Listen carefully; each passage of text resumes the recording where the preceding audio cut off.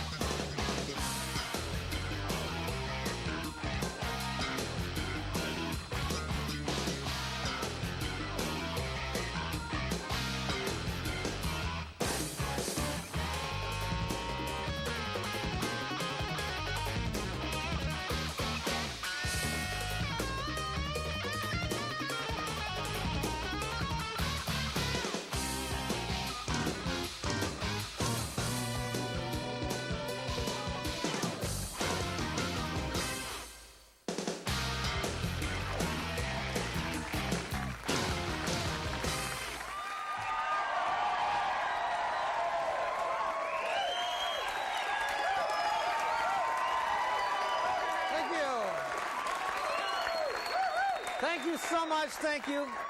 Yes, it's great to be back. We are back. This is our first show in a few weeks. Lots happened since we've been gone. First of all, our governor, Gary Locke, and his wife, Mona, had a beautiful baby girl. There she is right there. Isn't that beautiful? Little Emily Nicole there. It's very nice. A lot of decisions that everybody had to make. Mona says that she's going to breastfeed the baby, and I believe we have a clip of that. Do we not? Now, who's got it? Ralph? Tell him we need it back. All right, anyway. Get it over here. Anyway, a lot of other politicians threw a baby shower for the couple. Patty Murray was there, and it turns out she has the same shoe size as the baby, so it's really good. She gave them a bunch of old tennis shoes, you know, comes in handy. Of course, it wasn't all good news. Like other Democrats, our governor has come under fire for accepting campaign gifts from Chinese businessmen, and when asked about it, the governor said, "That was my dad." Okay, just, you know, like, back off. You know, I mean, Republicans need to do a little, you know, better fact-checking there. Anyway, other big news this week, cigarettes are bad for you. Yeah. Apparently they cause cancer, and they didn't tell us. Just like right out of the X-Files, isn't it? I mean, you know. So now they say, you know, they're going to have to put these new warnings on the packs, and they're being really passive-aggressive about it. It's like, yeah, they cause cancer, like you didn't know. It was also revealed that cigarette companies are deliberately targeting teenagers, but even after the news, Camel says they're still going ahead with plans to release Camel pizza-flavored Kings. You believe that? Anyway, it's spring. It's spring this week. We all saw the signs of a lovely Seattle spring. Elliott Bay turned that lovely shade of brown again. And the cherry blossoms are dropping off trees, just like houses on Magnolia Bluff. As a matter of fact, the Fun Forest at the Seattle Center opened. They have a new thrill ride. It's kind of a cross between a roller coaster and a log flume ride. It's called Perkins Lane. I think, actually, we do have a clip of that. There it is. Whee! Whee! Boy, yeah. That looks like lots of fun, doesn't it? Boy, that's great. Perkins Lane. Anyway, there's lots of signs of spring in Seattle right now. What are they? Well, just follow along with me. For example, the rain has become warmer. Cindy Reinhardt pops up out of her little home and doesn't see her shadow. The Huskies and Cougars are watching college basketball playoffs on television. Yes. Sign of spring. The old people in Ballard regain movement in their extremities. The tobacco juice stains on Norm Charlton's chin start to thaw out. And finally, I change from my black winter jeans to my black spring jeans. Well, those are the signs of spring. It is spring. It's time to get out of the house, you go out and see the sights, and you're in luck because a great cultural treasure is coming to our area. Watch this. In the tradition of the Irish masterwork, the river dance, comes a celebration of the rich culture from the banks of the mighty river that travels through the heart of South King County. Green River Dance. Astonishing, says the little nickel.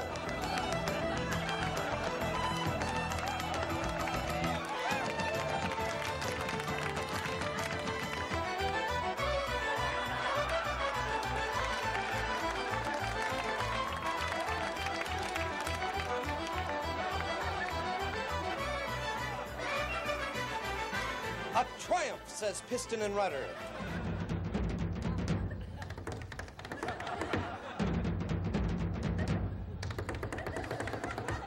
And John Voorhees of the Seattle Times raves, "It was so good, I almost smiled."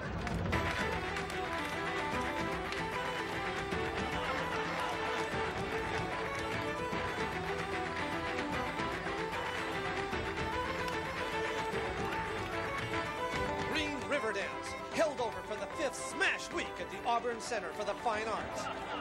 I like everything except for the dancing. I never cared much for sissy dancing and stuff, but that Green River dance spoke straight to my heart. This is the best show we've had here since the Singing Dogs. So come to Kent for the cultural experience of a lifetime. Green River Dance. Tickets available at the Auburn Center for the Fine Arts, Ticketmaster, or Sizzler.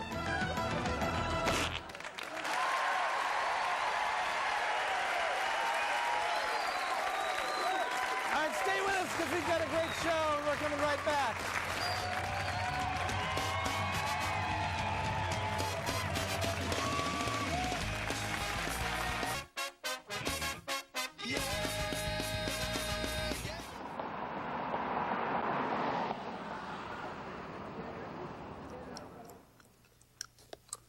Mr. McNair, Brad Elliott's here to see you about his new book. Oh, yes. Go ahead and send him in, please. Thank you for seeing me. You bet. Have a seat. Elliot, was it? Yes. Elliot. Okay. Yes, that was Hot Love in the burn unit. No, that wasn't mine. I'm sorry. Deeper Than Shame. No, that's not mine either. Oh, Love on a Pirate Ship. No, mine was King of the Harem. All right, yes. Oh, yes. King of the Harem. Here it is. Okay. Yeah. Now I remember this one. Some interesting choices you made here. Thank you. Boy. First problem, the title. You didn't like the title? No, I love the title. That's just a great title. Thanks. I don't know how you thought of that. No, the problem I have is that nowhere in the book itself do you actually mention a harem. Oh, you're right. Good catch. Yeah. I'll change the title. Okay. Another question I have is about the text. Do you mind if I read a little section here? Oh, sure, that's fine. Okay. Sure. Chapter 2. A sultry August sun beat down upon the banyan tree as Connor trailed kisses along Gina's jaw. Yes. Yeah. It was glorious to behold, to feel his hot breath upon her skin, even though it was a stifling 600 degrees Fahrenheit in the shade. Yes. Yeah. Now, Mr. Elliott, this story does take place on the Earth, doesn't it? Of course. Yeah. Yeah, that's what I was afraid of, because when I first read this, I thought, well, maybe that's just a typo. But then as I read on, I noticed that the cars and buses going by were exploding due to the extreme temperature. Can you tell me exactly why it's so hot outside on this particular day? I don't know. Yeah, neither do I. Which brings us to the next passage here. Okay. He raised his hand and took off his sunglasses. Gina's pulse jumped at the sheer blueness of his eyes. Yeah. He was not merely handsome, he was exceptionally handsome, standing 11 feet 9 inches tall. Yeah. 11 feet 9 inches tall. That's pretty tall. Too tall? Yeah, I'd say by about 6 feet. Yeah. Yeah, you're probably right. You're probably right. Yeah, I'm guessing I am right. Okay, moving along, it seems that your couple for the next 16 chapters, all they do is bicker and argue. No, that's sexual tension. Oh, sexual tension. Yeah. Yeah, and then it leads to this Okay. gigantic love scene, remember? All right, yes, the love scene. Yeah. Yeah. Now, remind me, where does that take place? On the back of a killer whale. Yeah? Yeah. Yes. And where exactly is that killer whale? At SeaWorld. And he's in front of the... 800 spectators. The crowd goes wild. The whale leaps out of the water. It leaps and then dives, and leaps and then dives. But Connor, intent upon his task, remains with Gina, tandem atop the whale. Mr. Elliott, how exactly do they stay on the whale? By gripping with their toes and buttocks. You know, it seems like someone is going to be getting a cramp there. But you liked it, right? No, Mr. Elliott, I did not like it. In fact, I thought it was terrible. It could possibly be the worst romance novel that I have ever read. But you said You are a very, very, very, very, very poor writer. But earlier you had said I'm going to have maybe to ask you to leave now. Thank you very much for coming in. Good luck in the future. Bye-bye. Bye. Jennifer, call Tom Jacobs and tell him I'm on my way.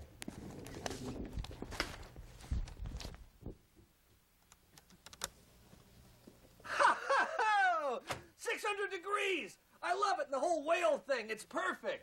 Isn't it, though? Yeah, you know, it's very postmodern, and romance readers today, they love that sort of irreverence. You know, it makes them feel smart. That's exactly what I was going for. All right, listen, you're a great writer, John. I'm going to have Larry Turner draw up a contract today. Oh, great. Welcome aboard. Thanks. Yeah, it's great. You want to get lunch? What do you want some Thai food? You want some sushi? You want to grab some sushi?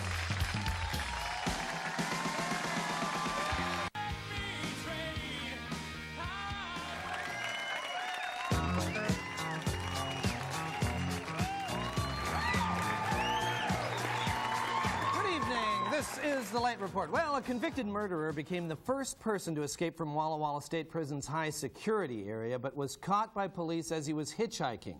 Police said what gave him away was the sign he was holding that read, "Anywhere but the state prison." Washington State Ferry System is looking for 250 volunteers to participate in a mock disaster designed to test new inflatable chutes for getting passengers into lifeboats. Ferry officials say they may, in fact, need more than 250 volunteers once the mock disaster turns into a real one.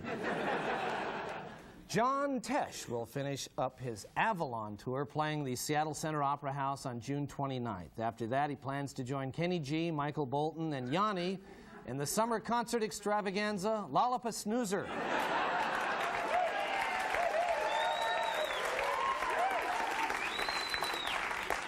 The Showbox Theater on First Avenue has been sold to the owners of the Deja Vu, who say they're not sure what type of business they will put there. Asked if it might be a place where women dance around naked, a Deja Vu official said, "Whoa, hadn't thought of that." The QVC shopping network will feature 25 Pacific Northwest products on June 1st, including Apple Crate lamps, Apple pasta, and a lounge chair head shade. This should firmly reinforce the rest of the country's opinion that we're all a bunch of idiots up here. Well, state senators voted to authorize police to issue citations of up to $66 for ferry line cutters and then escort them to the back of the line. It's part of Washington State Ferry's new Hey, He Cut program. Sea lions are spending dramatically less time and eating fewer fish at the Ballard Locks. Experts say this is probably because the sea lions are getting too filled up on the new salad bar just upstream. Well, Oscar night is this Monday, and here with the commentary is our own Nancy Guppy. Nancy? Thank you. Well, you know, John, I am so excited because I was able to set up a phone interview with Tom Cruise. Is that right? Yeah. Really? Yeah. I just told him I said I have a TV show, That's or you have a great. TV show, and he can be on it. So he said, great. Okay, now, as you all know, he's one of the 5 men nominated in the Best Actor category for his role in Jerry Maguire. Okay, now, anyway, he's waiting for my call, so let's just Oh, that's get him on the great. phone. Here's his That's number here. exciting. Okay, isn't this Tom exciting? Cruise. Tom Cruise. I know, I can't believe it. Can't believe he agreed to do this. Tom Cruise. Hi, I'm calling for Tom Cruise. Hi, Tom. This is Nancy Guppy calling from Almost Live. Oh, I'm good. How are you? Oh, yeah. I'm sitting right here in front of the audience. Okay. Can I have him say hi to you? Okay, hold on. Say hi to Tom. Hi, Tom Cruise. This is so great. Could you hear that? Great. Okay. Now, I know we don't have much time, so I just have a few questions. Okay, first, what do you think of your competition in the Best Actor category? Okay, there's Jeffrey Rush, Billy Bob Thornton, Woody Harrelson, Ralph Fiennes. Uh-huh. But we can't. You're kidding, really? We can't hear. Shut up! Oh, my God, I guess you really wanted to win. What did the police say? Wow, that's weird. Okay. Who did the police? Okay. Moving on.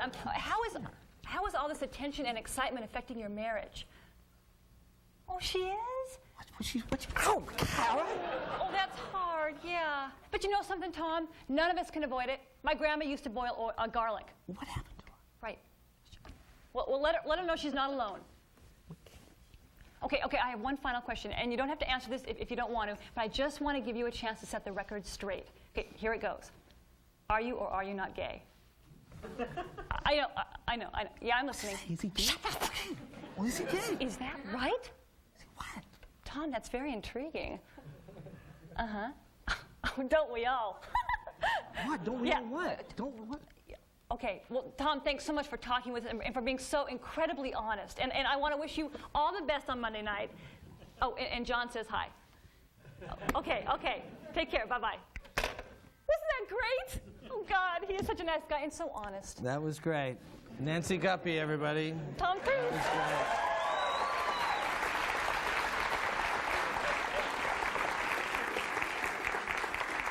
great. It was great, Nancy. It was great. Finally, TCI Cable is raising its rates by 2.5% next week. TCI promises that all the money brought in by the hike will go directly into a fund that will be used to raise rates in the future. This has been The Late Report. Thank you, and we'll be right back.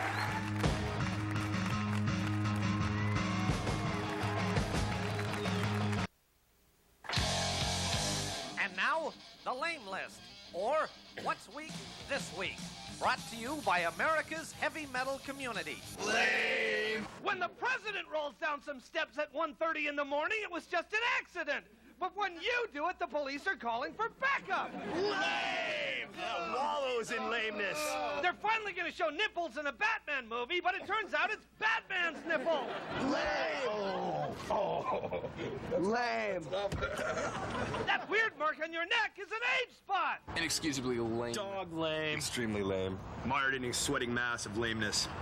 All of the really good porn on the net you have to pay for. French government reforms could lead to an Anglo-Saxon economy echoing the Machiavellian tendencies of a Western free market system.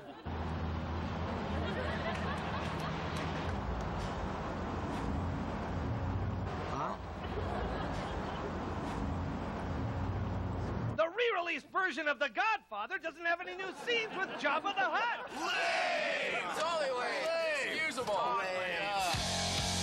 This has been the Lame List. Well, that's just about all the time we have tonight. I just want to say we made some jokes about the mudslides tonight, but I want you to remember that the Red Cross is there to help. And if you want to make a donation, call 1-800-HELP-NOW and make a donation to the American Red Cross. That's it for this week. Bye-bye.